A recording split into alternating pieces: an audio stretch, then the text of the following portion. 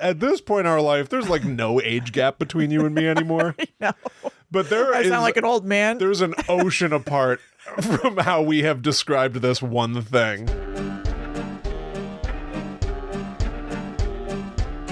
Hello, welcome to Guides to the Unknown. I'm Kristen. And I'm her little brother, William. And this week we are talking about Pokemon. Pokemon. Yeah, Pokemon. I say Pokemon. That's not right. People say it all a whole variety of ways. I don't know if there is a core pronunciation. You got that little line over the E. Right, There's not a person on this planet who knows what that means. That's true. Not a human being alive.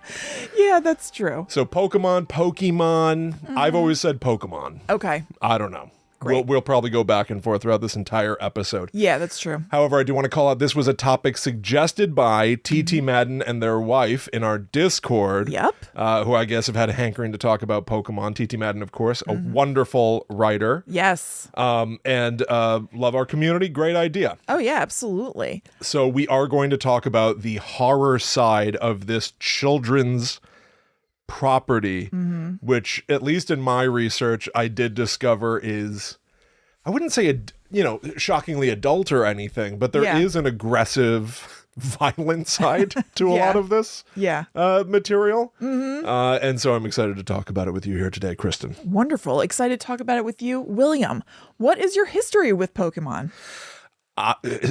Okay, fortuitously, this past week, maybe last week, it was the 30th anniversary of Pokemon. This is like a big push. Yeah, I know. It was total coincidence. Yes, we're just like falling into this like thing right now. Yeah, because TT suggested this a few weeks ago. Yeah. And I was like, that sounds fun. Yeah, exactly.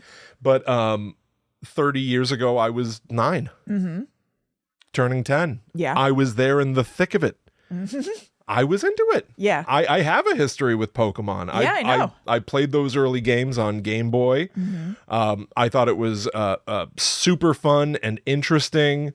All of these, like, so if somehow you have avoided Pokemania, it's just hey, what if all the animals of the world actually had magical abilities? Yeah. At this point, pretty much there are over 1,000 Pokemon now. Yeah. So it's like there's a Bumblebee Pokemon, and it has like spikes on its hands. Right. Right. There's obviously Pikachu, the electric mouse Pokemon. Yes. What if a mouse could shoot electricity out of its face and ass? I never thought about Pikachu being a mouse. Yeah. Yep. It's a mouse. Huh. Wow. It's a pretty big mouse. That's a huge mouse. I guess if I had to guess what animal Pikachu was, I guess I would have thought bunny. Yes, a lot of bunny rabbit features. I think so. Yeah, it's adorable. Yeah, definitely. And that is part of what has driven the whole Pokemon thing, but not all Pokemon are adorable. Right, Some are disgusting. Some are straight up, there's a whole category of Pokemon, ghost type Pokemon. Yes. So there's Haunter. And and Ghastly. Yep. They literally just look like spooky ghosts flying around. So yeah, I played the games. I used to watch the cartoon show when it came out. I probably peeled away, I don't know, my late teens. Yeah. I had a good maybe decade run with enjoying Pokemon. Then my fondness for it has at times been like, oh, this is exciting. There's a new game. So like Al got me a Pokemon game for the 3DS. Yeah. Which at this point is probably like 15 years ago. But so periodically I've tried to get back into it. It's been a long time now. The last time that I was really into Pokemon was when Pokemon Go came out. Yes. That was fun. That was like a global event. Yep. I mean, almost literally. Super fun. Got way into that for a nice long time. Yeah. So I have a lot of fondness for Pokemon. Yeah. But I've also always been curious about, especially in the early internet days, people used to share conspiracy theories about Pokemon. And I was always into that. And there are creepypastas and stuff. It's just like such a mega franchise thing. Yeah. So my history, extensive. Yes. Yeah. Wonderful. What is your history? Like none. Yeah. Yeah. I know that it exists. Okay. And I played Pokemon Go for a little while when it came out. And that's pretty much it. Okay. Fair enough. Listen, that's okay. Yeah, but I'm here to learn. You are the student. Yeah, exactly. I learned a lot this week. I found this head spinning, I have to admit. Some weeks my research, I feel totally lost and I'm just like, what is going on? What does this mean? Like every little piece of research. You thought Mario ate a blue mushroom and became invincible. I just was not thinking straight when I said that. Okay. Okay. You can claim that. It's on tape. I know it is. You've got like a blind spot for like this video game lore stuff. And by and large, Pokemon is a video game. Mm-hmm. Yep. But yeah, I would get one little scrap of information. I'd be like, I don't even know what that means. And I have to like go look up another thing. This was a real head spinner. Yeah, I'd like to think of you. I would like to see what that looked like. You sitting at a laptop, sweating. Basically. Looking like a million hacker. tabs open. Yeah. Cross-referencing. I was. What the hell's a fairy type? Yes. What? Mega evolutions? What's going on here? That's basically what it was Ryan, like. more coffee. Staying up all hours of the night. Yes. Yeah. Not far from the truth. Fantastic. So we're going to get into all of it. Yep. But first, of course, we got to keep the lights on. We So do. here's a little commercial break. All right, we're back. I think that you should start Okay. because maybe there'll be little bases, I don't know if that's a word, of information that I can even true. use to inform what I'm talking about. Yes. Because yes. like me talking about Mario eating a blue mushroom, I could get lost as I'm speaking. Totally. Yeah, I can't wait to hear what you say. Possibly some weird pronunciations. I'm sure. Oh, I can't wait. Marowak? Is that Marowak? Is that Marowak. okay? Yeah, Sure. All right. Yeah. So I got it pretty right on the first time. Yeah, a lot of the Pokemon names, it's easy to notice that they're just portmanteaus. There's two words jammed together. Marrow, like bone marrow, and whack, like hitting something. Hitting something it's with a just- bone. Oh, okay. Super simple. Yeah. I'm going to talk to you about a Pokemon called Litwick. A wick, like a candle, and Yes. lit, like a fire. Just jam two words together. You got a Pokemon, baby. Oh, beautiful. Yeah. Pumpkinchoni. Wait, really? No. Oh, Can you believe I just made that up? It feels like it Now could. I can. It feels like it could absolutely for all I know, just exist. Piddlywink. There you go. Piddlywink could 100% be a Pokemon. Yeah, I think that sounds nice. Yeah, it's like a little tiddlywink, but it piddles. yeah. Out in fright. Some sort of a Right. scared Pokemon that always pisses itself and hides. Yeah, maybe that's its fighting power. Use piddle. Anyway. So I watched an episode. I went looking online to see what do people say are the scary episodes of Pokemon. Because again, there are ghost Pokemon and monsters, and some of them look like cryptids, some of them look like a Bigfoot and stuff. So like Yeah. it's totally reasonable to think that there would be scary episodes of Pokemon. For sure, there are some that tug at your heartstrings. Yeah. Because these are just animals. Yeah, sure. At the end of the day, like these, and that's part of the real problem. They ever cry? Oh my God, do they cry? Oh, God. There's a whole thing where like Pikachu almost died Oh, God. early in the anime. How? And I don't Sickness? remember. Yes, it got smallpox. Some human illness. No, I don't know. Because here, like, as fun as Pokemon is, because it's cute animals with special abilities, the whole central thrust of Pokemon is making them battle each other. Right. It's cockfighting. Yeah. Yeah. Oh, my God. Yes, it is. And that's like a whole issue. Because, listen. You know what? Let's talk ethics. Sure. Let's wrap. Okay, let's rap about Yeah. ethics, you and me. Yeah. I do find it weird. No, that is weird. And at 9 years old, like, kids are smart enough to know, like, you don't do this with real animals or Yeah. something like that. Just let it be a silly thing in this world that the creatures themselves derive some sort of exercise or enjoyment out of a challenge. I don't know. Right. But as a father with a 5-year-old who's kind of interested in Pokemon, she sees Yeah. kids at school talk about Pokemon. She got interested kind of recently, wanted Pokemon cards and the whole thing. Yeah. Explaining to her, like, yeah, these cute animals are going to fight each other and use Yeah, it moves is like weird. like tackle, scratch, bite. They try to make each other faint. Like whoever Right. wins, it's like the last Pokemon standing wins. Uh-huh. You know? It's like it is a little weird, but you gotta give the Yes. kids credit. They know, Yeah, hopefully they know that there's a Mm-hmm. line. I think Michael Vick thought he was a Pokemon trainer for a while there, Yeah. but Yeah. he's There's a line. yes, he's the exception, not the rule. Most people know. Yes. Yeah. Relatively dark. Yeah. And old. I was about to say, and out of date. Thank you. So the perfect combo. That's me. Yeah. So I found a lot of people that cited this particular episode as one of the scariest episodes of Pokemon. Scare at Litwick Mansion. And so I'm going to tell you the story of a horrible, well, what people say is a scary episode of Pokemon. Yeah. And along the way, you'll get to meet some scary Pokemon, and I'll have some information about them. Great. Here and there. All right. So, main character, Ash Ketchum. He's going to catch them all. Okay, yeah. He's traveling with two companions. It starts raining. They've got to find some shelter. So they end up finding a spooky mansion. Good place to get out of the rain. Unfortunately, they're not aware that the villains of this entire franchise, Team Rocket, what are these guys up to? look at you. Yeah. Well, they are. So this is funny because there's a there's a fuzzy line between the hero and the villain here. Yeah. Because Team Rocket wants to capture all Pokemon and keep them, and like it's like some sort of like a, I don't know, an underground animal fighting ring or something. But our hero is also trying to catch every Pokemon. I was about to say, it seems like they could just be above ground. They're doing the same thing. It seems like everyone's doing the same thing. Yeah. Because Ash is always trying to get to the next gym to battle gym leaders. Right. To defeat their Pokemon with his to win trophies. Yeah, yeah. So he's part of an animal fighting culture that's What's the diff? completely accepted. And then Team Rocket is just doing the exact same thing. But they're saying mean things. Yes. While they're doing it. Yeah, I guess so. Yeah. Honestly, I think it's a little weird, but whatever. So Team Rocket is in that mansion already. Their whole thing is they're always trying to get Pikachu in particular. Okay. I don't know what makes Ash's Pikachu as special. I'm not sure.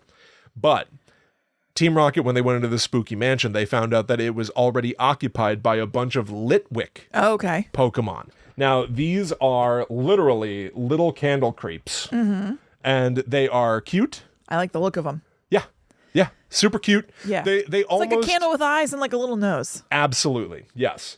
And there are a bunch of these, and they're walking around going liquid, liquid, because on the cartoon they always say their own name or some just mess up the syllables. You're saying Lickwick. Well, I can't say. That's a me thing. Yeah. That's a Willie original. Not being You able to shouldn't say lick a wick. No, You'll burn your tongue. that's true. So they'll go like lit wick. Yeah. Wick lit.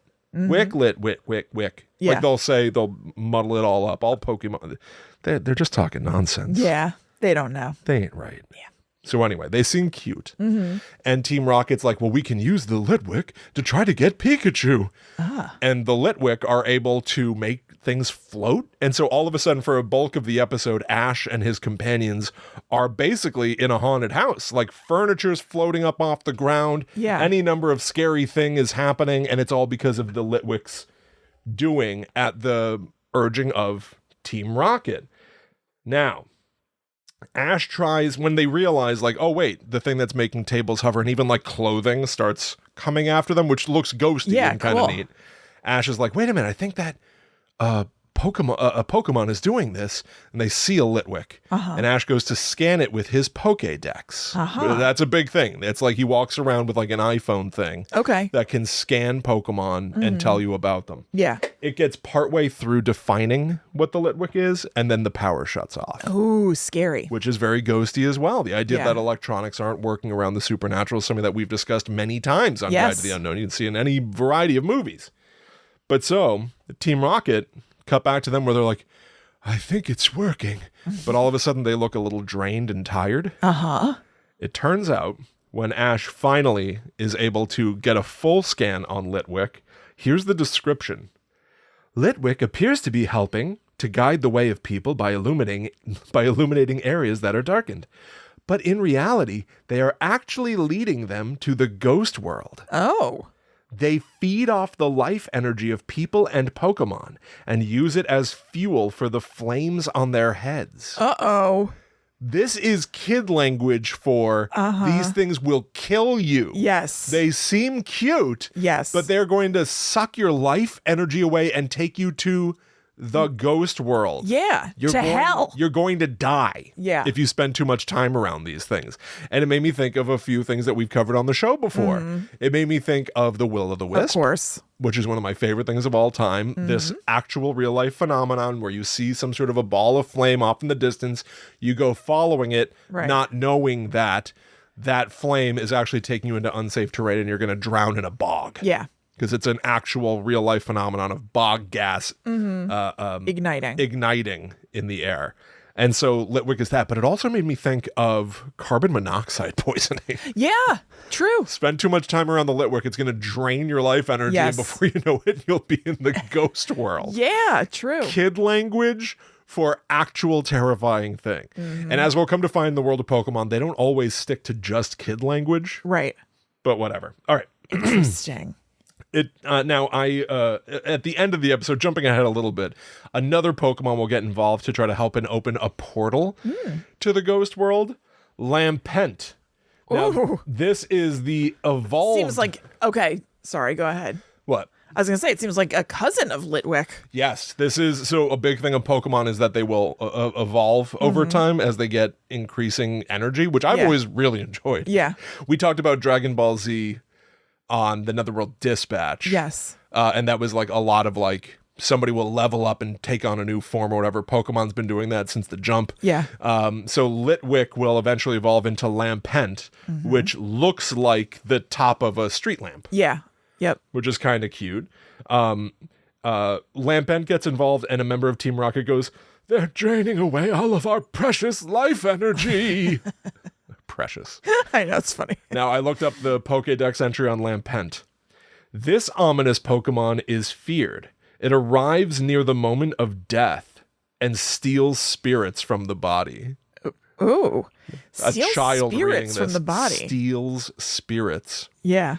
It hangs around hospitals waiting for people to pass on. Oh my God. See? What? See, there's like a weird aggressive side to Pokemon. Yeah. It lurks in cities pretending to be a lamp.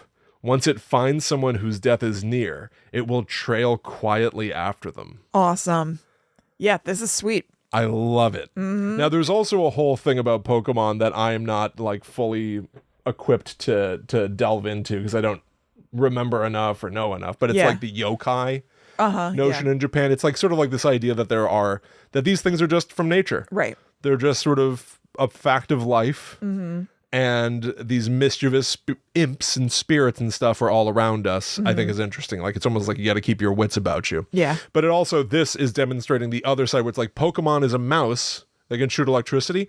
These things look like lamps. Yeah. It's just an inanimate object, but as manifested as some sort of a living creature. Yes. I would think that also means that they can hide in plain sight. You know what I mean? Like it looks like a lamp, and then when somebody just walks by them down the street, then they can follow them. Yes. So them looking like this innocuous creature allows them to further their agenda. Yeah. Talk about evolution. That's some sort of like an evolutionary benefit to them. Like if it's like camouflage. Yeah, if I look like something innocuous, then I can find someone who's close to death and suck their life energy away. Yeah. That's awesome. So kick ass. This is not in the episode, but I did look up the final evolution of Litwick. It goes from Litwick to Lampent, and then its final evolution, great name. Yeah. Chandelure. Ooh. Turns into Chandelure. And it literally looks like a chandelier. Sick. I'm putting these up on the screen in the video version, by the way. Pokédex entry. The spirits burned up in its ominous flame lose their way and wander this world forever. Awesome. So now I guess your spirit can be stolen. Yeah. And then destroyed. Right. Right. No afterlife for you. Yeah. You've just become part of the Chandelure. You got a new Chandelure. Yeah. Oh, I just noticed. Oh, what a striking Chandelure. So anyway, in the episode, obviously they end up fighting back with the help of their Pokemon to defeat all these little candle creeps and stuff. And Team Rocket has a Pokemon with them that's helping fight called Yamask. Yamask. Okay. But I looked up Yamask. This thing appears to be no treat either. All right. No treat. This is no treat. It looks, I don't even know how to describe this thing. It's just a black thing with a red eye, but it's carrying what looks like a little mask. Yeah. Your mask is in its little hands. Yeah, it looks crazy. It wanders through ruins by night, carrying a mask that's said to have been the face it had when it was still human. Whoa. Okay. Lot to unpack there. Yes. First time I have... How did it turn into this? I don't know. First time I have ever heard in 30 years the notion that Pokemon used to be human. Right. Or at least this Pokemon used to be human. Is this some sort of reincarnation event going on? Another entry, the spirit of a person from a bygone age became this Pokemon. It rambles through ruins, searching for someone who knows its face. Oh. And finally, sometimes it gazes at the mask and weeps. How's it gazing at the mask? Oh, right, because that red thing in the middle is supposed to be an eye. Yeah, I think that's an eye. Yeah, Pokemon look very odd. Yeah, right. But you just have to find something that kind of looks like an eye and understand that that's an eye. It gazes at the mask and weeps. It's crazy. Cool. This thing evolves into Cophagrigus. Now, this looks like a sarcophagus. Yeah. Literally like an Egyptian sarcophagus. Yeah, and then it has ghostly hands coming off of it. Yes. It is said that they swallow those who get too close and turn them into mummies. Okay. They like to eat gold nuggets. Who doesn't? Did you eat my gold again? Yeah, maybe. You'd be no good in the gold rush. Yeah, no. You're not supposed to eat them. Just popping them. Grave robbers who mistake Cophagrigus for real coffins get too close and end up trapped inside their bodies. Wait, what? Grave robbers get too close, get trapped. Oh, okay. In the world of Pokemon, there are grave robbers. Yeah. In this kid's property. Yeah, why are they even in existence? See what I'm saying? Yeah. It's not the worst thing in the world. A kid can handle this as I did, and look at me, I came out great. Sure. Yeah. But it's like, why are we what's the need to introduce the idea that there are people who rob graves, right? And they can be turned into mummies? Does that mean they get sucked into the sarcophagus thing and get desiccated? I know. I guess that's what I'm having a hard time with. Like, what does this mean? Where do the mummies go? Are they inside this, and this thing has just an infinite number of mummies inside of it through means of magic? Yes. Or is it expelling mummies everywhere? Both. Yeah, there are mummies in Pokemon too, I guess. Yeah. Wow. Wild stuff. Now, this is the line that like really sealed the deal for me, that I kind of like Cophagrigus and Yamask. Because remember, this evolved from the thing that's like it carries a mask of itself or whatever. That's right. When it evolves into Cophagrigus, quote, people say it no longer remembers that it was once human. Okay. It's like an element of tragedy here. Yeah. Well, maybe better for it that it doesn't remember. It also, if this is all it's doing now, then it doesn't remember. Like, I used to gaze upon a flower. Right. Yeah. Exactly. Or Things used to be nice. I used to like getting Domino's on a Friday night. Right. Yeah. Renting Sonic Spinball. Yeah. Totally. It's like a Genesis. It doesn't have anything to compare its life to. It can just think like, this is all there is. All there is sucking in grave robbers and turning them into mummies, and that's just what it is. Or getting captured by a 13-year-old boy who is going to keep you in a Pokeball and use you whenever he wants. Yeah. Right. To battle other things. Yeah. Yeah. To battle like a cute animal. Yeah. Exactly. Yeah. Yamask. Turn that Charmander into a mummy. Yeah. What the hell? I think better for it to think that that's all there is. Yes, maybe you're right about that. But it also it's a kindness. You know what? Yeah, it's a sad kindness. Yeah. Forget what you once were, Cophagrigus. This is all you'll ever be. It also plays into my pop culture theory of ghosts. That you die, you become a ghost, you look like you. Right. But as time goes on, you start to lose all sense of yourself. Yes. You stop to resemble the ghost of a human being. You start to resemble something that is limbless, no legs, just goes off in that tail, forgotten times of your life. Yeah. And then eventually you're a Pokemon. And so we see it with Cophagrigus. Yes, you become a ghoul from Ghostbusters, whatever those things are. Yeah, totally. Those lumps. Actually, speaking of Ghostbusters, this just sprang to mind. Yeah. So Pokemon Go was obviously a huge craze. Pokemon Go to the polls. Yeah. Oh my God, that's right. That's right. I forgot about that. Yeah. Didn't work. No. Sadly. Sadly, I really wish Pokemon went to the polls. So do I. Anyway, everyone has tried to have their own Pokemon Go, including Ghostbusters. Yeah, that's right. Because you can see a lot of the parallels. You can see, like, it's a class 5 free roaming vapor. Yeah, there are these like distinct characters in both. Not as many in You get it with a Ghostbusters. ghost trap. That's like a Pokeball. You don't pit the ghosts against each other in Mortal Kombat. But, Right. well, whatever. Sure. So for a time, there was it was so bad. They made a Ghostbusters app that also was like, walk around your neighborhood, explore places, and you may catch different ghosts. Yeah. Down here in the basement, right over there in that corner, I remember I had downloaded the Ghostbusters app, and I saw a phantasm over in that corner, and it was... Phantasm. It was the Tooth Fairy. Uh-huh. And that was when I knew that app sucked. Why, oh, Just why like did a normal Tooth Fairy? Yeah. Oh. Why did they put the Tooth Fairy That's weird. in the Ghostbusters Catch a Ghost app? Yeah, that's not terribly exciting. They were going for that comedy horror blend. Sure. Totally. I have to admit it sucked. Yeah. No, it's worth admitting. Totally blew it. Yeah. But so everyone still tries. There's but Nintendo has continued to crush it. They have like a Pikmin Oh, that's right. walk around app. I don't know if that Harry Potter one is still going. Delete that shit. I didn't even know that there was a Harry Potter one. Oh yes, there was. What are you looking for in that? I don't know. Dignity. Yeah, elves Maybe or something. I don't know. Pokemon Go is still huge, by the way. Yeah. I in prepping for today's episode, I logged in for the first time in who knows how long, and saw that there's still like people putting down lures. Yeah. On Pokestops in town, so that it's like it'll bring Yeah, Pokemon there, and it's still very, very active. That's awesome. Yeah. Never forget that there was once a peeping Tom at my back window who I at first thought was just an innocent person playing Pokemon Go. Yeah. Oh, I was wrong.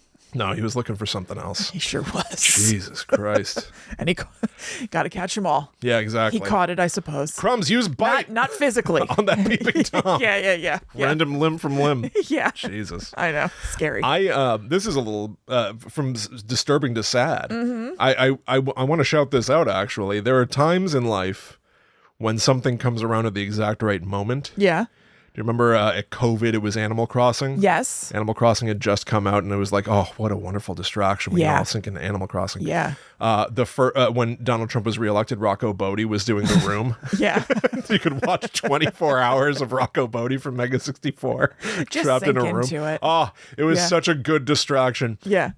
It was 10 years ago now. Yeah. Just about exactly when you and I spent a lot of time in the hospital. I'm going to get sad right away because I actually do think of this with coming up. some It was element. April. Yeah. Yeah. Some element of bittersweet. Our dad had been put in the hospital, never came out, and then our sister Karen was killed by a drunk driver. Told you I was gonna completely go to horror. Yeah. But it was the year that Pokemon Go came out, Yeah.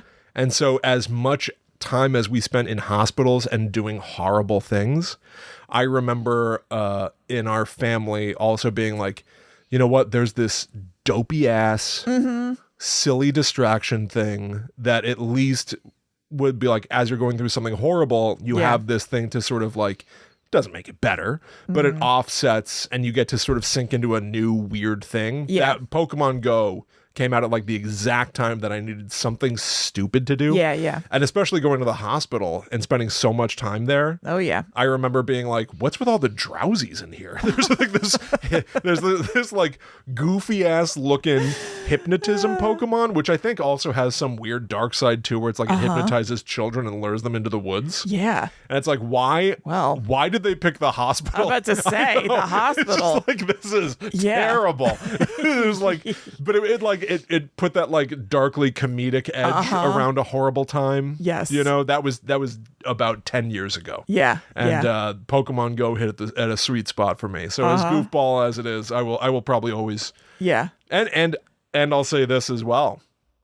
It's now been a couple of years since sweet Zoe got a head injury. Yeah. And we had to take her to the emergency room.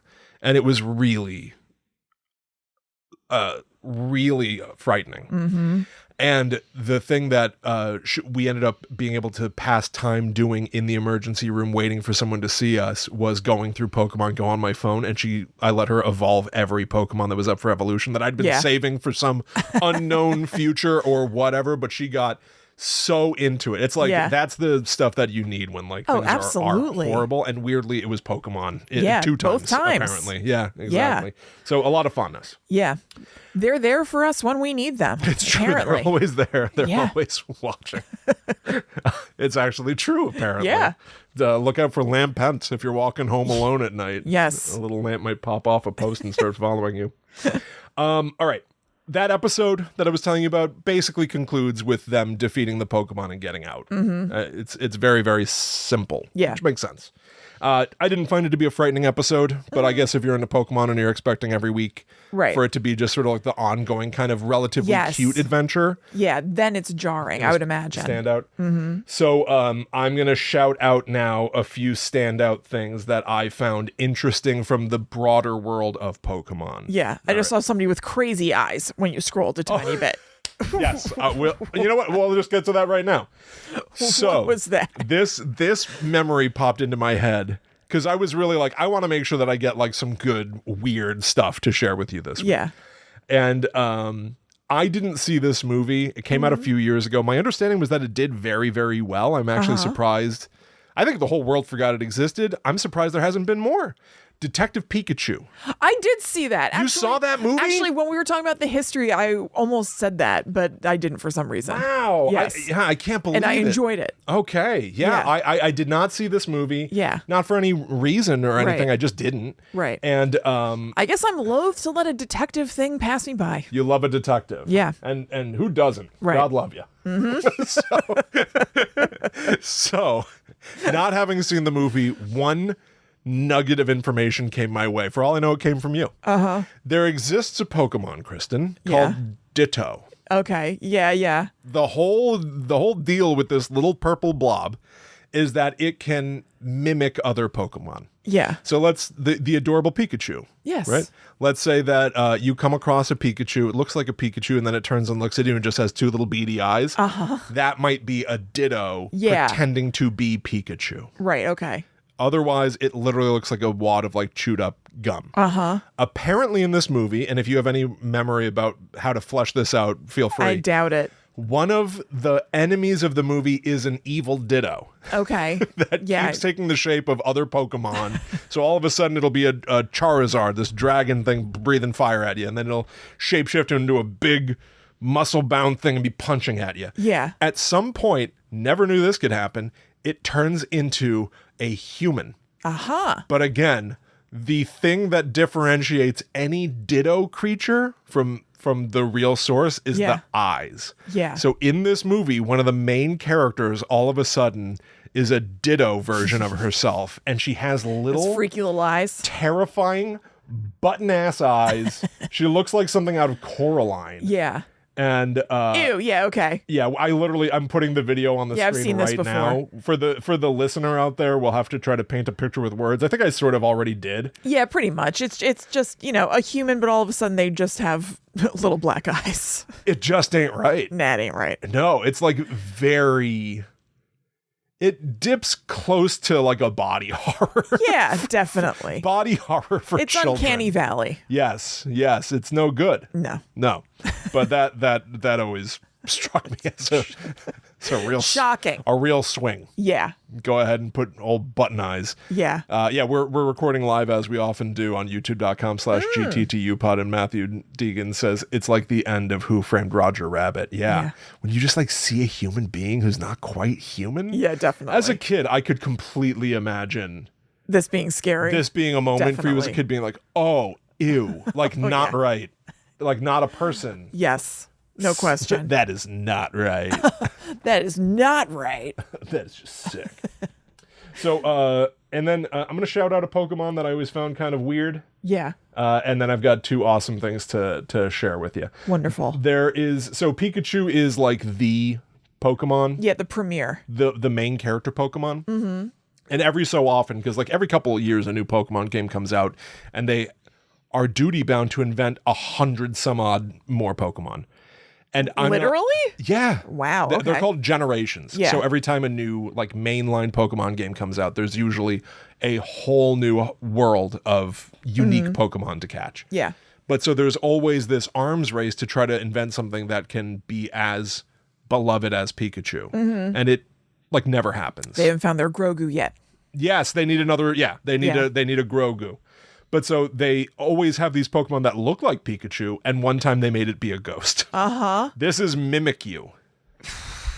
Mimikyu looks kind of like a burlap sack Halloween costume. Yeah, it's like a scribbly Pikachu. It's like somebody is wearing a Pikachu. It's like somebody's wearing a sheet to be a ghost, but they scribbled Pikachu's face on it. Yeah. Kind of.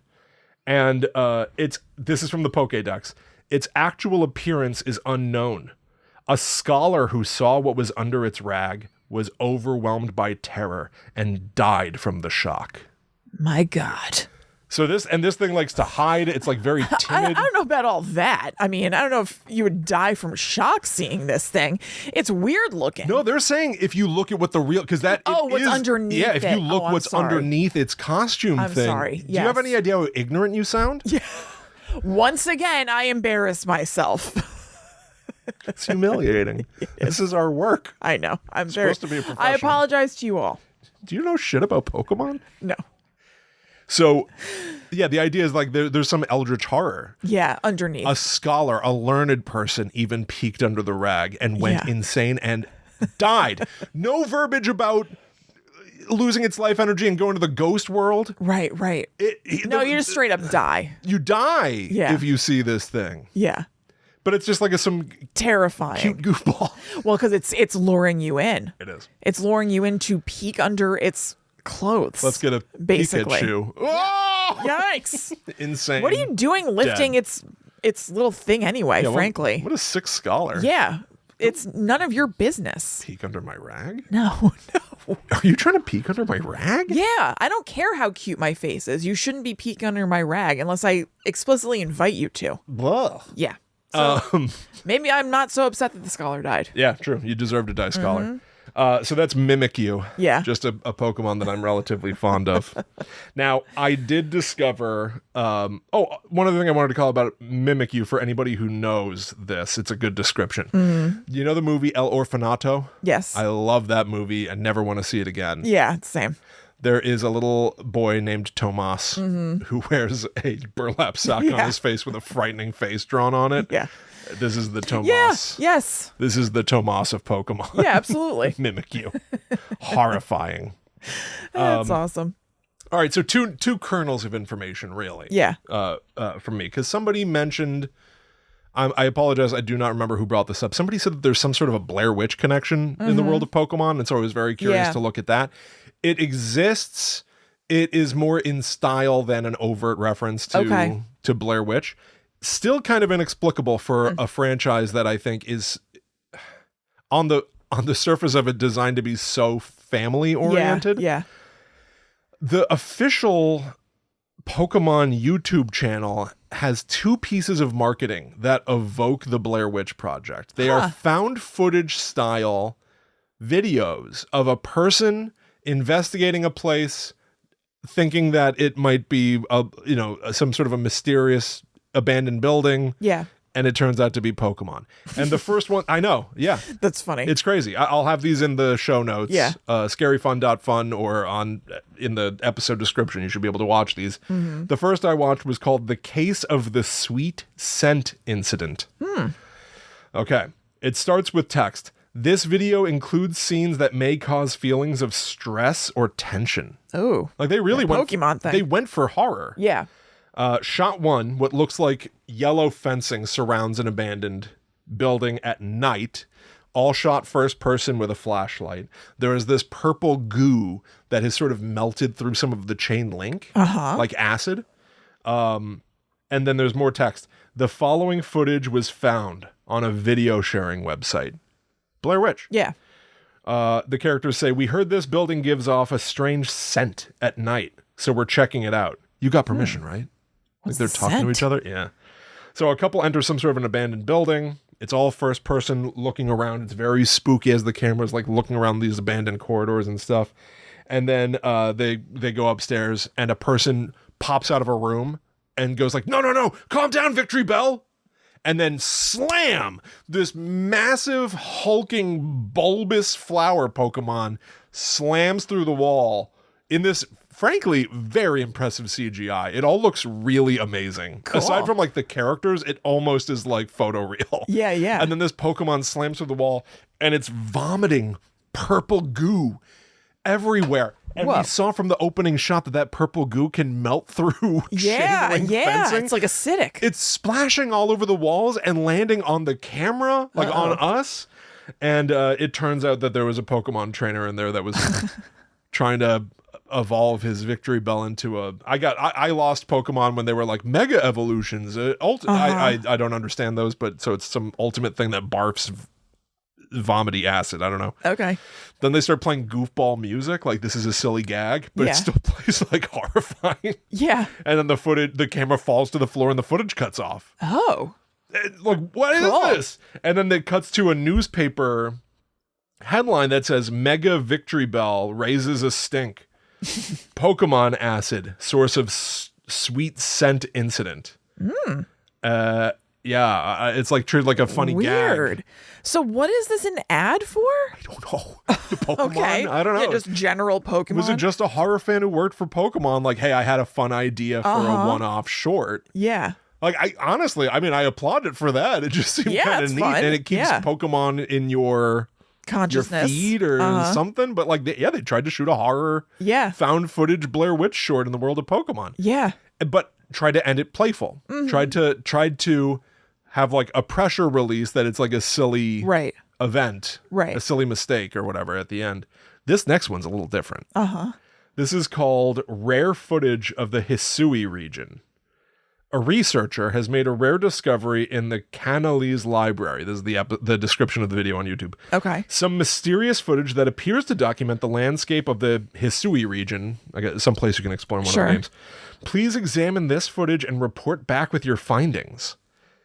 They may prove useful during your adventures in Pokemon Legends Arceus. So this is more deliberately advertising one of the games. Yeah. But again, this is grainy. It looks like VHS footage, like constantly staticky. Yeah. And you can just make out footage of a person being like, I've never been up here before.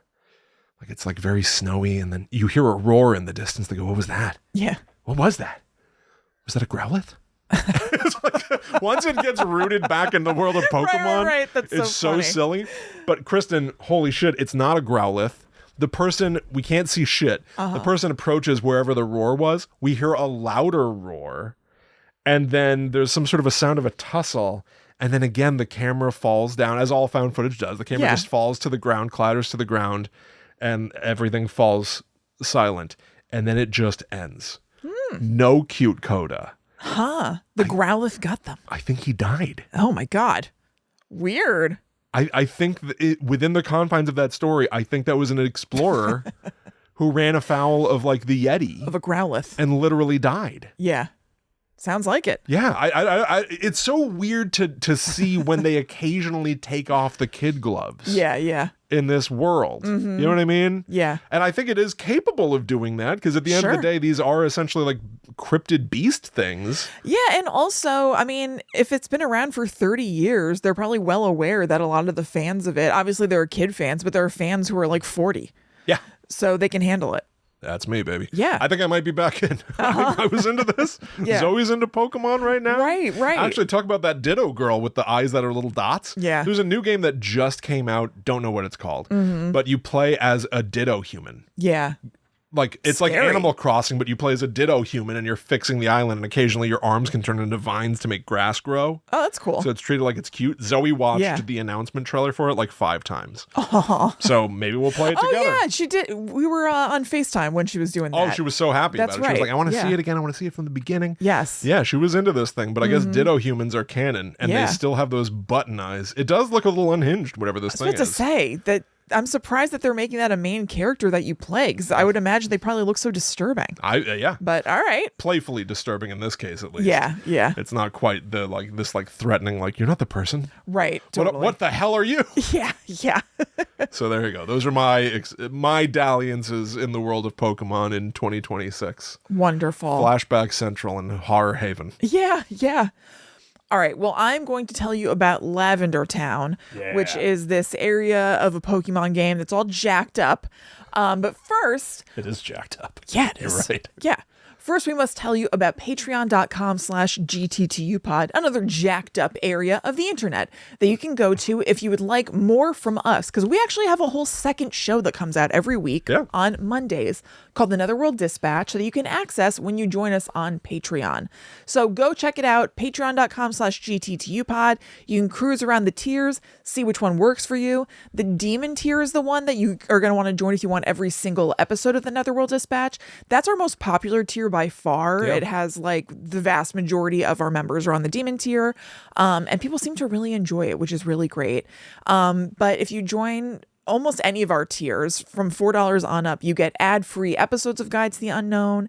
You get to join our Discord where really awesome people are chatting every single day. It's like a chat room that's divided up into different little category rooms. It's super cool. We have movie commentaries over there. Liz Sauer of Ghosts and the Burbs and I do a monthly podcast where we recap different paranormal shows.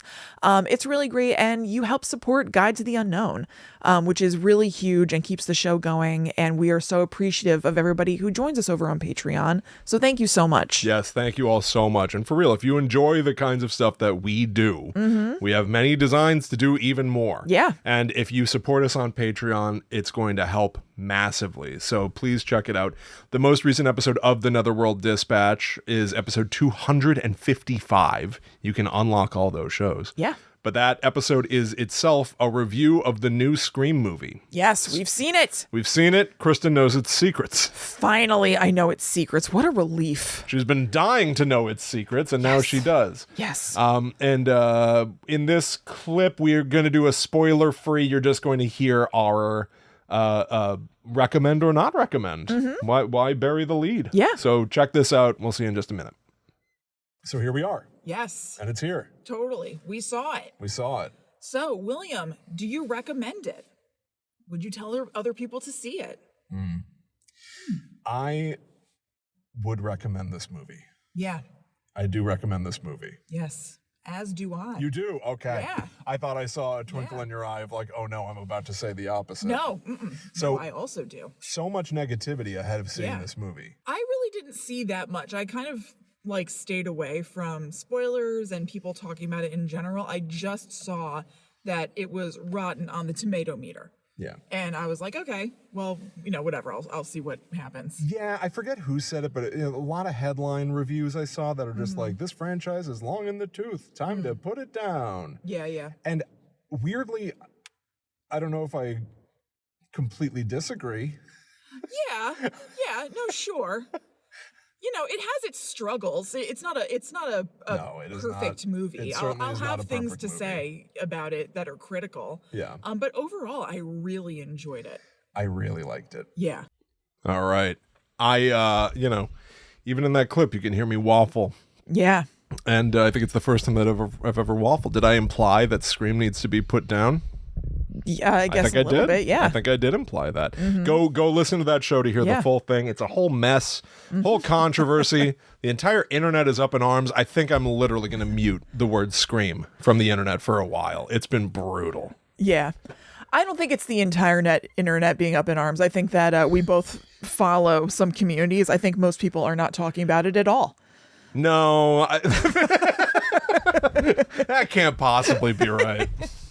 I think that it is. Nah, the whole world cares. I think some nerds cares about what we care some about. Some nerds are talking about it. This is everything. This is huge. This is huge. This is like in the show where you were like, I mean, this is an underdog movie. This is like the little engine that could. You didn't say that, but I did not say that. That's why I said you did not say the little engine that could. I was like, no, it's not. Like, people are it made like $100 million. And you're like, yeah, maybe it's not. And I was like, it's absolutely not.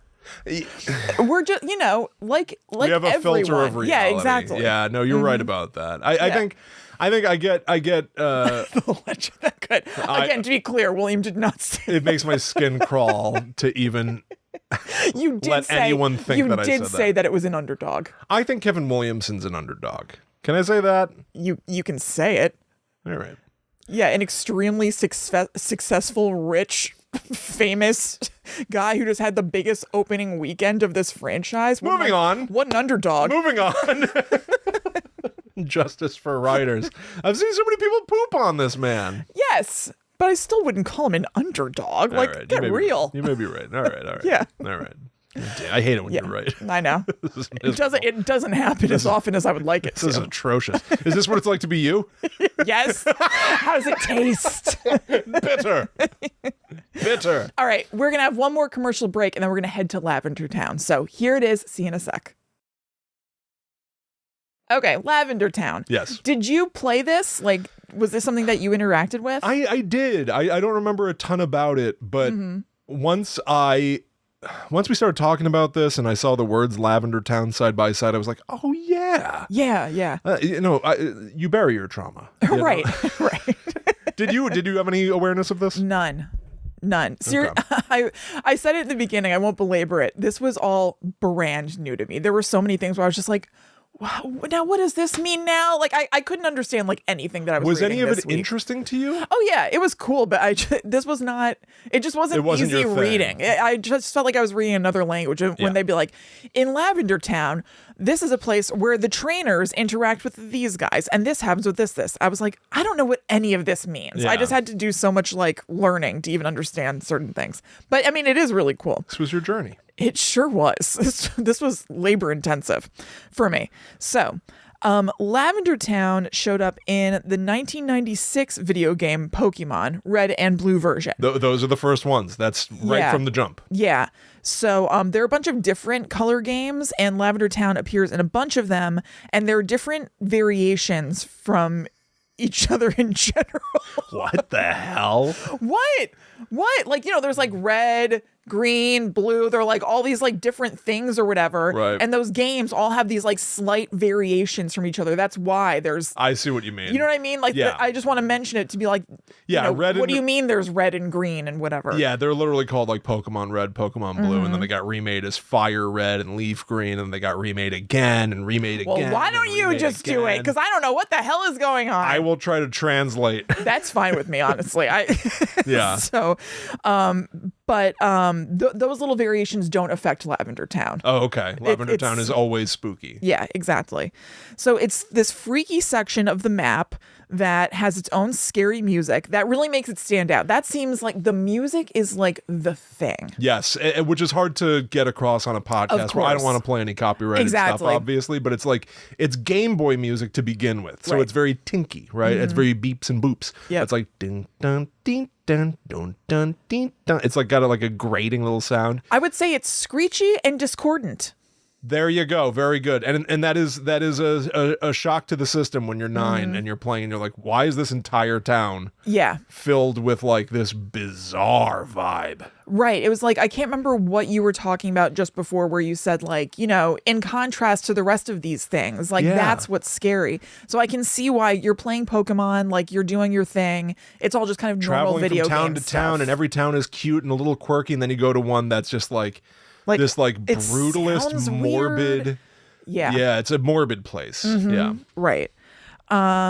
So it also has Pokemon Tower, which is like a Pokemon graveyard in it, and it has ghosts. So it seems like for some kids, it's one of those early horror things that's like one of your first exposures to scary stuff.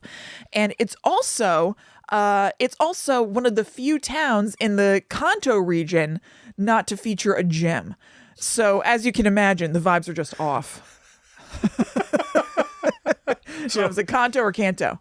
I don't know. Okay. That's a great question. Yeah. But so, that the entire point of the game is you go from town to town. Each town has a gym. You battle the leaders. You get a badge for defeating each gym. And then you get to this one town that's very grim and morbid, and there is no gym. And what, no it's gym? like the entire infrastructure of this fake town is built on death. Yeah. And not the thing the game is for. Right. Yeah. So what is going on? So in the game, you go to this town and everything is different. The trainers there are all possessed acting and they're all weird until you battle them and you like smack them awake. Oh, I don't remember that. That's interesting. That's what I read. Okay. And there are... Yeah, that rings a vague bell. Yeah, I guess they're all just off and then you have fights with them and then they become normal. Yeah, because you'll constantly in Pokemon just be like walking down a road and a kid will walk up and be like, hey, I just caught a bug. Want to test it? Uh-huh. And like they'll be in a battle. Yeah. But I am getting a vague memory now of they'll just sort of walk up to you and be like, are you ready? Right. Like it's just like very blunt or something that's just like off the vibe. Yeah, the entire interesting. Okay. Yeah. Lavender Town ain't right. Yeah. Is the bottom line. And there are ghost type Pokemon roaming around. You mentioned them before. That's a variety of Pokemon. This is the first time in the game that you're encountering ghosts and you use an item called the Sylph Scope to view them. And I saw a picture of Sylph Scope. Those are basically night vision goggles that like ghost hunters use today. It's like a thing that goes on your head with, two big goggle things. Oh, that's cool. Like Dan Aykroyd. Yeah, exactly. Without that, you can't see the ghost Pokemon. I don't know if they kept that up in future generations, but that's cool that like in that first game, you'd be like, encountering like a haunted house and without I'm not second guessing. No, I know. I'm thinking out loud. I'm saying I could be I don't wrong. remember. I don't remember. Mm-hmm. But so the idea that you might go into a place and be like, something feels wrong, it's cold, whatever, like a haunted house. Right. But Engage only with a special tool. And then you're like, what? Engage Scope. Just say that when you put glasses on and shit in real life. Engage toothbrush. That's how you gamify your life. Right, yes. Yeah. One of the ghosts that you have to fight is Haunter, who evolves from Ghastly. And I think you mentioned that before. And, it's like a floating spiky purple head with disembodied hands. Yeah. Yep. Just around. What? It just sounded so... Not that... I don't know. It's just very funny. There's like... At this point in our life, there's like no age gap between you and me anymore. I know. But I sound like an old man. There's an ocean apart from how we have described this one thing. I'm like, there's this Pokemon. You're like, there's Haunter, which comes from Ghastly. It's just like everything is labored with you. Yeah, I don't know what block I had up with You're Pokemon. A stranger in a strange land. I was the one who suggested that we cover this, and yet I was like, what is happening here? You found here? yourself drowning. Absolutely. Absolutely. I don't know what the deal was. It's fabulous. I couldn't gain any purchase. Okay. You'll also encounter the kindly Mr. Fuji. Oh, he's one of my contemporaries. This is an elderly fellow who looks after abandoned Pokemon. Basically like a cool old guy running an animal rescue, but he's being held hostage by Team Rocket. See, this is what I'm saying. But before, when you mentioned Team Rocket, and I was like, what's with these guys? Why are they holding Mr. Fuji? They're going after Mr. Fuji now? Yeah. Like, what's with that? What's your business with Mr. Fuji, who's just taking care of Pokemon? He's doing something nice. Right. Stop him. What's your deal? Yeah. So as the player, you have to drive them away from the tower to free Mr. Fuji. And in return, he gives you a sick flute that you can use to wake up the Snorlax, who is, quote, a huge bipedal dark blue-green mammalian Pokemon with a cream-colored face, belly, and feet. And then... Whose words are these? Yours or Bulbapedia? Bulbapedia. Here's what I wrote. I can't even get into the implications of all this. I got that quote from something called Bulbapedia. I don't even know what that means. I'm a babe in the woods here. I was like, what does that even mean? Like, why is it called Bulbapedia?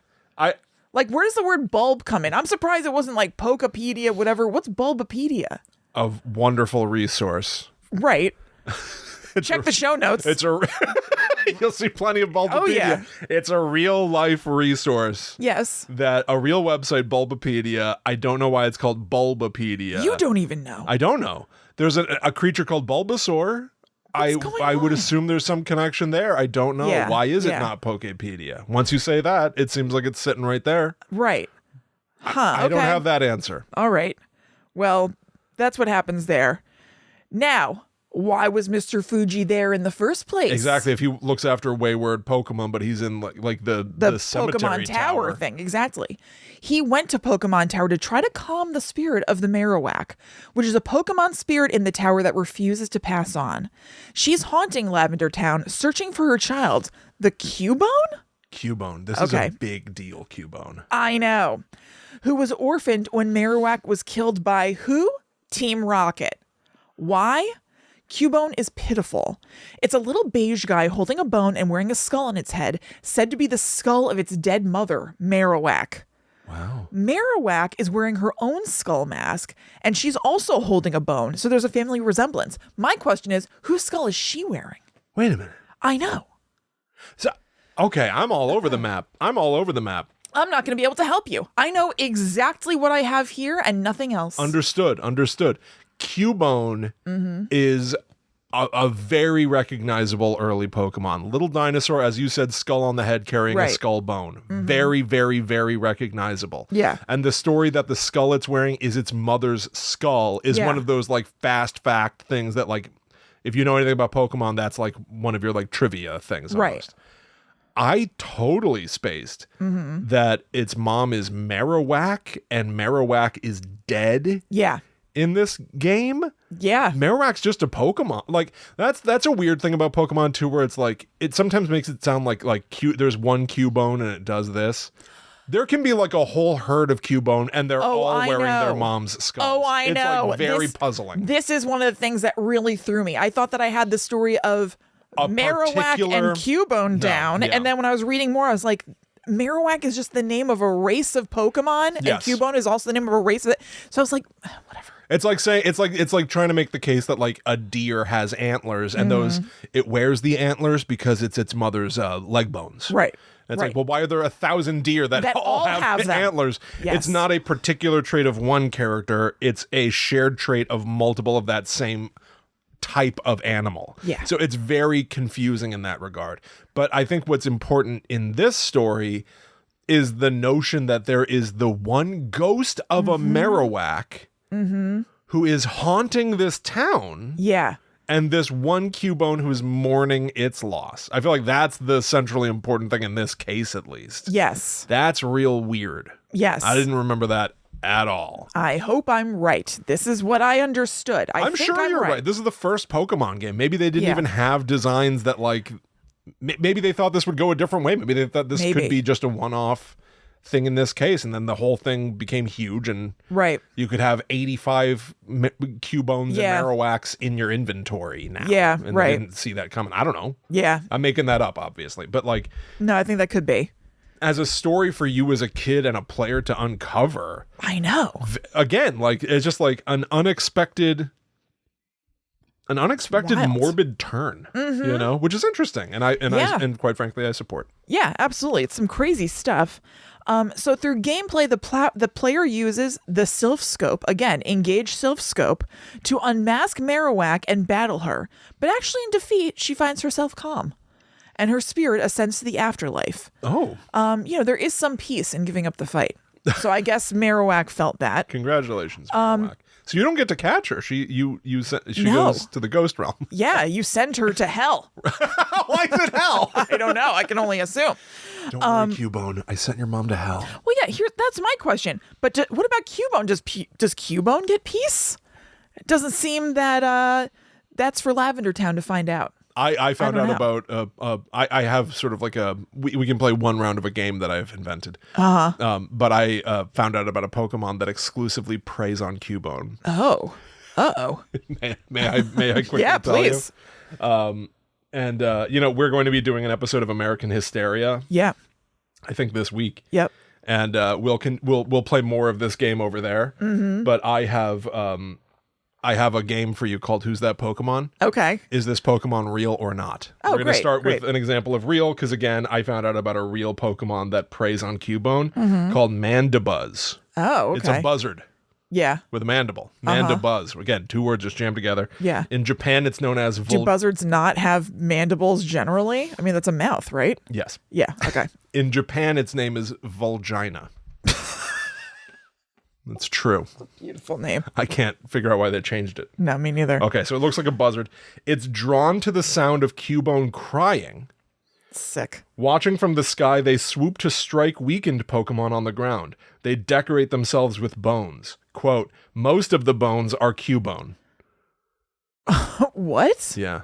Okay. So it Yeah. likes to feed specifically on Cubone, who specifically is always in mourning. That's sick. According to some, this is about Cubone now. According to some, it will evolve when it comes to terms with the pain of its mother's death. Oh, yeah. I did see something about this. Yeah. This rings a bell. It cries inside the skull, and the cries come out as a sad melody. Yeah. Yeah, I saw something about that. All right, so let's play a quick round. Quick round. Is this Pokemon real or fake? Muck, a poison-type Pokemon. From Muck's body seeps a foul fluid that gives off a nose-blindingly horrible stench. What looks like fangs and claws are actually crystallized poison that will afflict you at a mere touch. Fake. That is real. Oh, okay. That is a real Pokemon, Muck. Wow. Is this Pokemon real or fake? Wait, you said one round. Well, no, because you gotta, yeah, hold on. What? Okay. Awful Sweet. Awful Sweet. Okay. Awful Sweet is a Pokemon, another poison type. Hunters who come across Awful Sweet out in the woods might mistake it for a pile of organs left behind by a wounded animal. Unwary hunters could be grabbed by Awful Sweet and have their vitality stolen as they're slowly digested.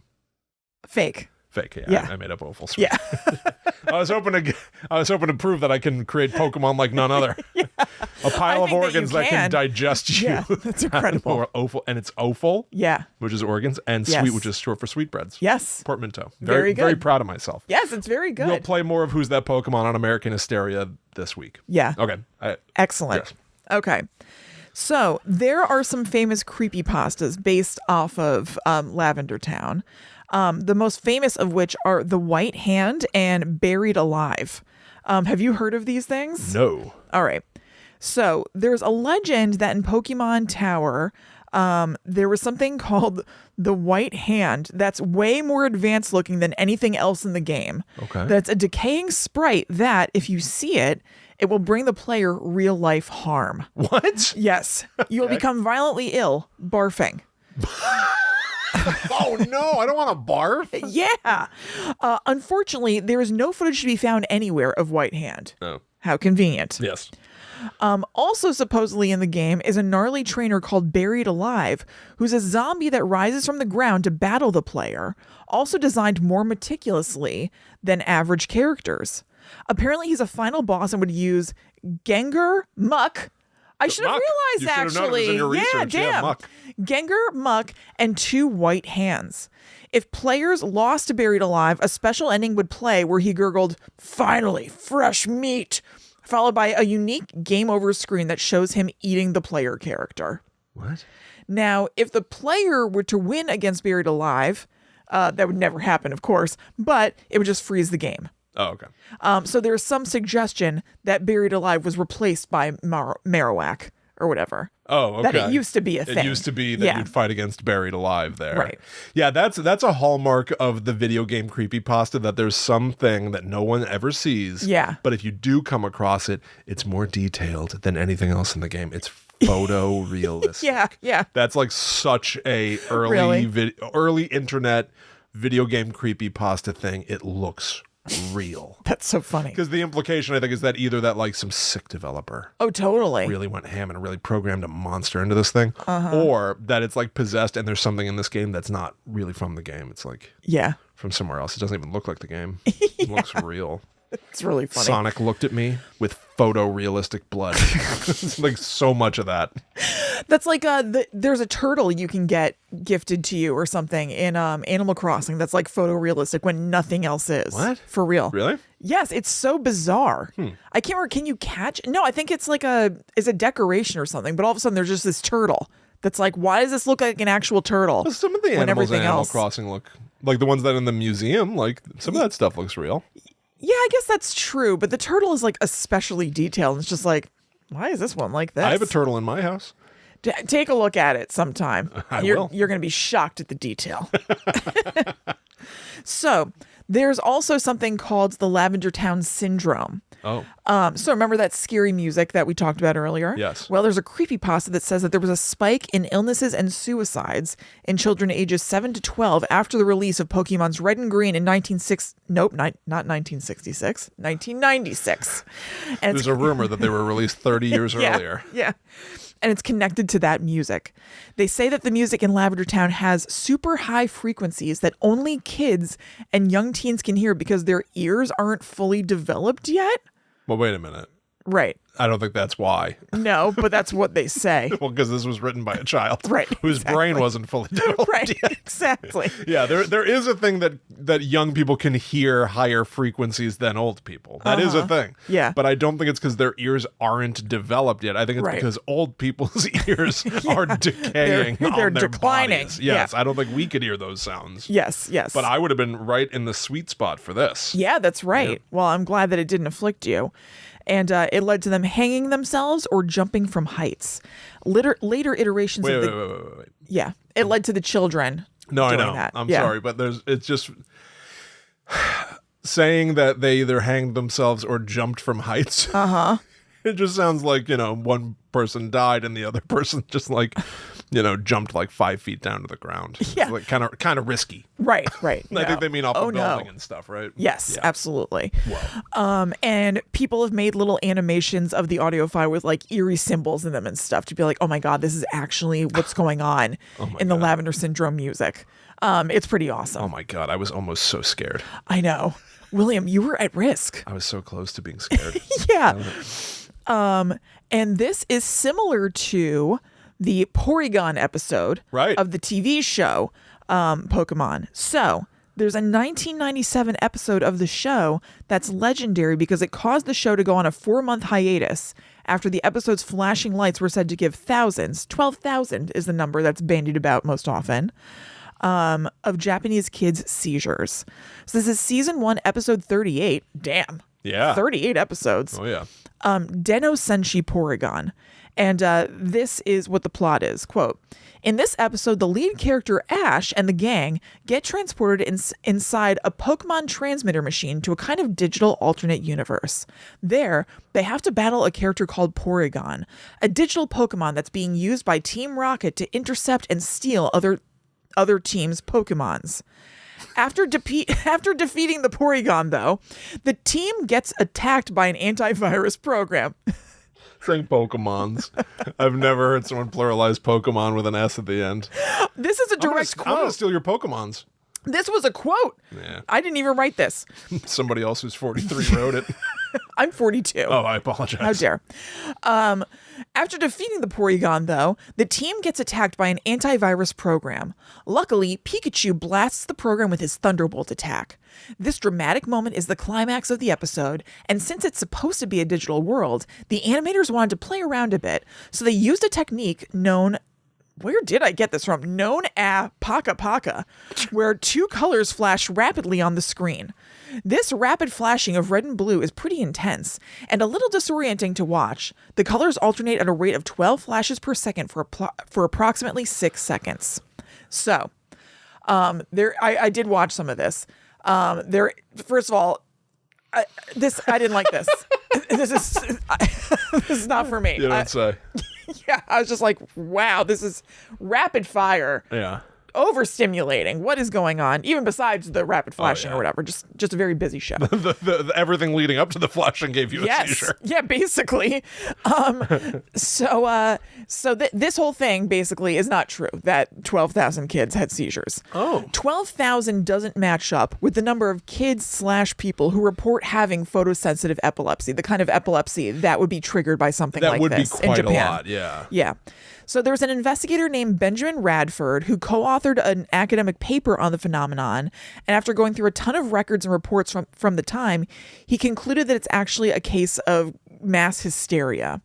He said that there were about 600 kids who had reactions to the show, ranging from headaches and breathing problems to full convulsions, and that they were at school the next day talking about it. That made other kids curious, and they watched reruns of the show that week, and they had their own reactions to it and then talked about it. And then he said, quote, "It's not that they're faking it. It's not that they're imagining it. The symptoms are real. It's just that they're being caused by being exposed to other people exhibiting these symptoms." So it's interesting. This was total coincidence, but this week, there is an episode of this show that's on HBO called The Curious Case of ... It ended up being spun off of that show, The Curious Case of Natalia Grace. And now they just like week to week just cover weird incidents and stuff. They covered this week the case of a group of 12 only girls, weirdly, in upstate New York in the early 2000s who all started developing tics, like Tourette's-esque tics. And they all went to, or most of them went to a neurological institute in New York to get studied. And basically, when they went there, the people there were like, this is a psychological condition that's being manifested physically. So these girls aren't faking it per se, but there is something psychological going on here, like almost like a sympathetic sort of thing that is causing involuntary motions. That's wild. It was really interesting. And so it sounds like this is kind of similar. Like I wasn't planning on like drawing these lines or whatever, just random. I happened to watch that last night, but it sounds like the guy is saying like that these, like, there were kids who had genuine reactions. I mean, they're all genuine, I guess, but had these spontaneous reactions to it. They went to school, told these other kids about it. They watched it, and just having the knowledge that other kids had this happen to them just did something psychologically to some other kids. It's going to where happen they to me, ended up and having therefore the it same. does happen to right, them. exactly. Interesting. So the number just got super inflated. It was never 12,000. It was more like 600. That's still pretty wild. It is still wild, but it just got like inflated over time into this like crazy big legend. And he said that when Radford compared the symptoms reported by the kids in the days following the initial outcry, he found that they more closely resembled mass hysteria than epilepsy, and also explained how so many kids were affected. And in 2001, he published his findings in the Southern Medical Journal. Wow. Okay, very cool. Yeah. Yeah, it's funny. That still is a notion that is carried on like 30 years later now, where it's like flashing lights, seizure. Yeah. Seizure prone. Well, I mean, that is a thing. That is a thing. Yeah, no, that just... Because I think of it related to this. Like, that is where my brain goes, is like the flashing lights thing was primarily like proven to be an issue because of Pokemon. No, that purely is a thing. You can have photosensitive epilepsy. I knew that. Yeah. Yeah. Okay. Interesting. Yeah. Yeah. Huh. But that's one of the most famous cases of it being, publicized and totally. like widespread or Very whatever. Interesting. Yeah. 600. Still a lot. Yeah, absolutely. Yeah. And again, it's 600 who not necessarily were having seizures. They're reporting things like headaches, difficulty breathing, yada, yada, like having some sort of reaction to it. Right. So it's a wide range of physical symptoms that were like, somewhat minor to more extreme. Yeah, I remember this being parodied on like The Simpsons. Like I think Homer goes to Japan and watches basically Pokemon, and you watch his eyes dilate like as he's watching it and stuff. Like I feel like a lot of things like connected this to Pokemon in particular. Yeah. And so they did have to pull the show for a while. They did. Wow. Yeah, that's wild. They put it on hiatus for 4 months. Interesting. And then it came back and just kept going or whatever. Yeah. Right. Wow. I know. Yeah, it's weird. It's weird how this is like one of those things that's so ingrained in culture now. Totally. It's like there's not a human. I never know these statistics where it's like Mickey Mouse is more recognizable than blah blah blah blah blah. But Pikachu is way up there. Definitely. Although shocked to hear he's a mouse. Yeah. While he's up mouse. there. Yeah. Yep.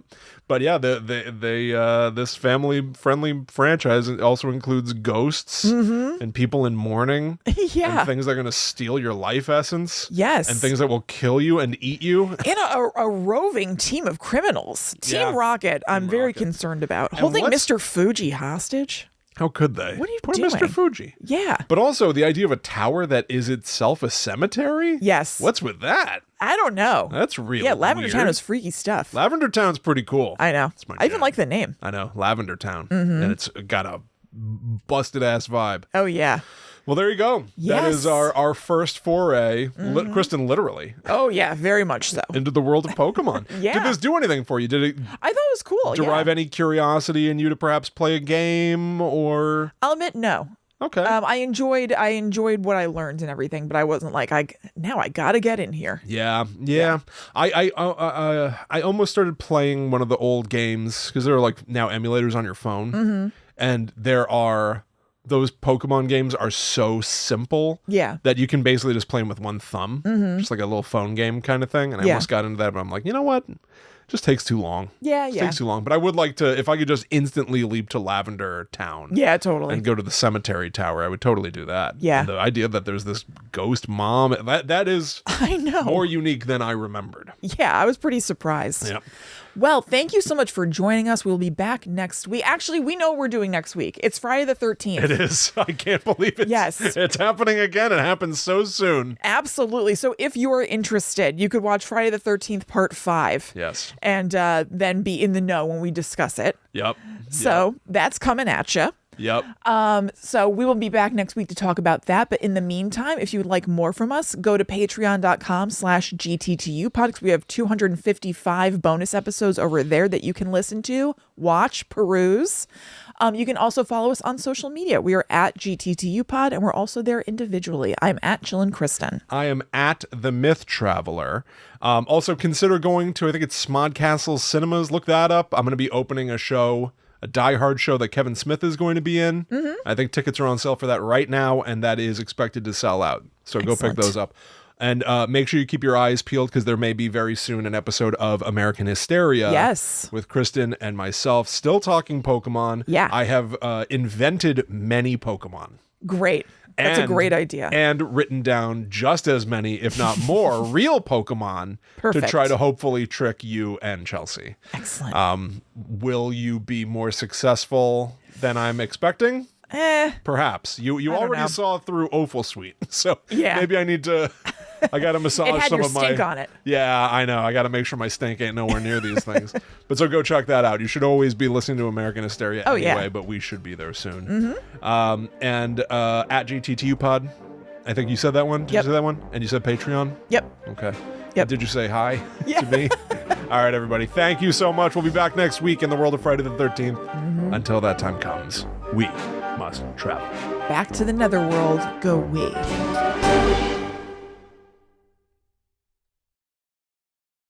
And I'm frightened. I'm going to change this name for American Hysteria, but I came up with one.